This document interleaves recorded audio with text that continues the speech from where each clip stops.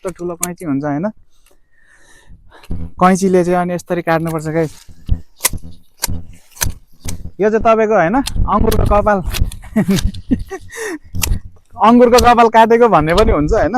यो चाहिँ पुरै मिलाउनु पर्छ यो, किनकि यो मिलाउँदाखेरि चाहिँ किनकि अब यहाँ ट्र्याक्टर दौडिन्छ नि त भोलि पर्सि अङ्गुर काट्ने बेलामा, त्यो हाँगाले चाहिँ तपाईँको डिस्टर्ब नदियोस् भनेर चाहिँ यो चाहिँ तपाईँको काटेको हैन, छाँटेको। अनि कैँची पनि खतरा छ हेर्नु न, यसले हात भेट्यो भने त चट्टै पार्छ हैन।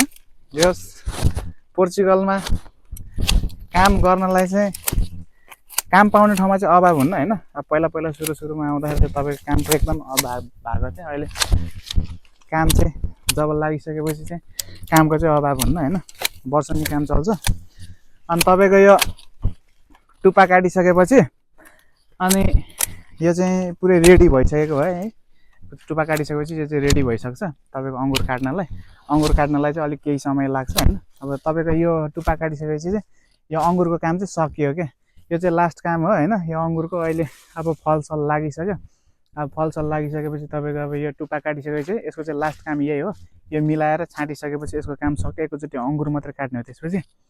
अनि यहाँ धेरै साथीहरू पनि छ हैन अङ्गुर काट्नेहरू।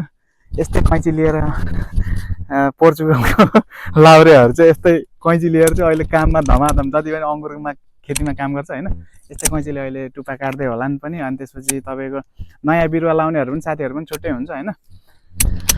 पोर्चुगलको लाउरे जिन्दगी यही कैँचीमा बित्छ हो गाइस। भयो।